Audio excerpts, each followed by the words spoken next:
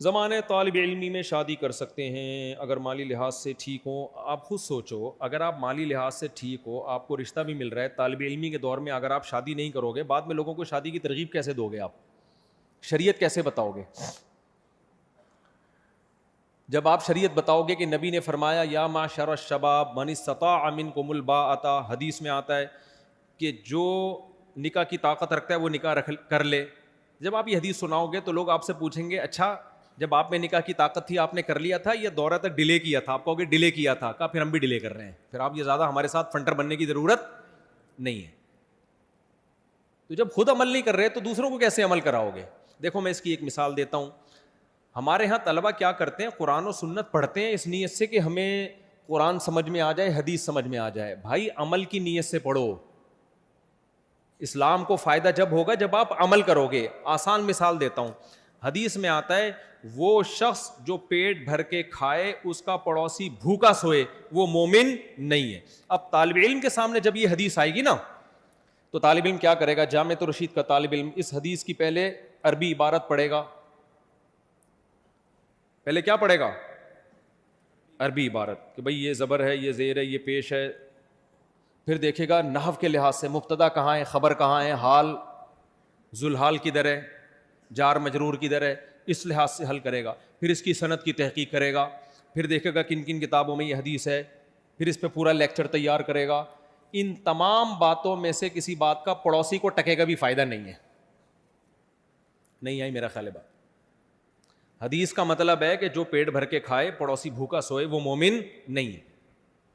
اب طالب علم کیا کرتا ہے جامعۃ الرشید کا, وہ تمام چیزوں پہ تحقیق. پھر وہ یہ بھی دیکھے گا کہ یہاں جو حدیث میں آتا ہے وہ مومن نہیں ہے, اس سے کیا کامل درجے کا مومن نہیں ہے, یہ کافر ہو جائے گا. یہ بھی تحقیق کرے گا. نہیں بھئی یہ تو کفر دون کفر ہے, اس کا مطلب ہے کہ کفر کے قریب پہنچ جائے گا, نکاح نہیں ٹوٹتا اس کا, اتنا بڑا کافر نہیں ہو جاتا وہ. ساری تحقیقات پورا لیکچر تیار کرے گا. ان تمام باتوں میں کسی بات کا پڑوسی کو ٹکے گا فائدہ نہیں ہے. پڑوسی حدیث کا جو منشا ہے نا, حدیث کا جو مقصد ہے وہ یہ نہیں ہے کہ آپ کو یہ پتا ہو حال ذوالحال جار مجرور صفت موصوف سند کیسی ہے. حدیث کا مقصد ہے پڑوسی بھوکے نہ سوئیں.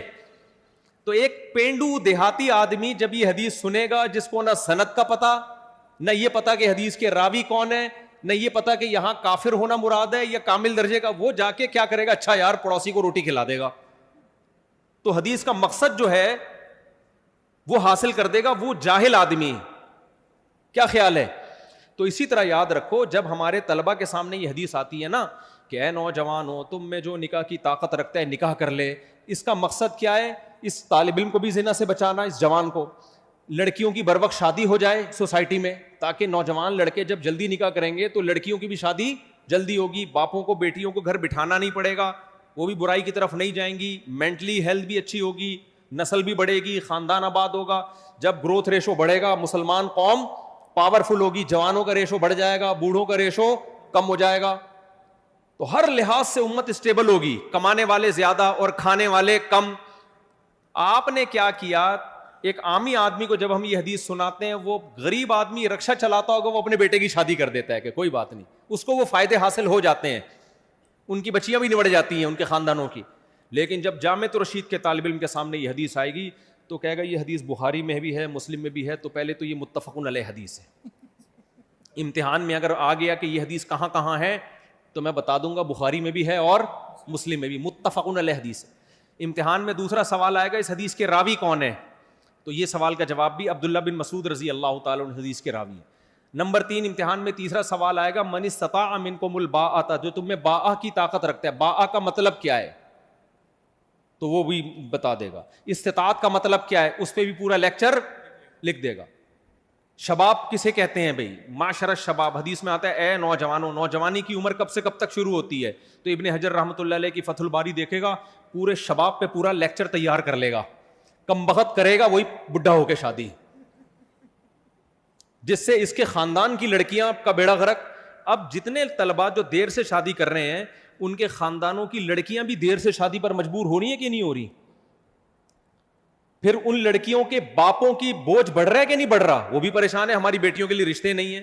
بھائی رشتے کہاں سے آئیں گے؟ آپ اپنے بیٹوں کو شادی نہیں کرنے دیتے کہ یہ پہلے پڑھائی مکمل کریں, تو جو آپ کی بیٹیوں سے شادی کرتے ان کے باپ بھی ان کو شادی نہیں کرنے دے رہے کہ وہ پڑھائی مکمل کریں. تو بیڑا کس کا غرق ہو رہا ہے؟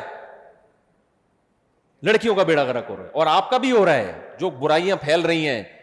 تو اس لیے میرے بھائی حدیث پر سب سے پہلے جو کام ہے نا, جس کے 100 میں سے 100 نمبر اللہ قیامت کے دن دے گا, وہ ان تحقیقات کے نہیں دے گا. جامعۃ الرشید تو آپ کو نمبر دے دے گا, آپ زبردست لیکچر آپ نے تیار کیا, 100 میں سے 100 A+ کے ساتھ آپ دورے میں کامیاب ہوئے, مگر اللہ کے امتحان میں آپ کامیاب نہیں ہوئے. اللہ کہے گا جب تو نے یہ حدیث سنی تھی اسی وقت عمل کا جذبہ پیدا ہوا 100 نمبر, جذبہ پیدا نہیں ہوا انڈا 0. جیسے پڑوسیوں کے حقوق سن کے پوری تحقیق کر لی, حقوق نہیں دیے, تو اللہ کے امتحان میں کیا ہو 0. اس لیے عمل کو پہلے فوکس کیا کرو.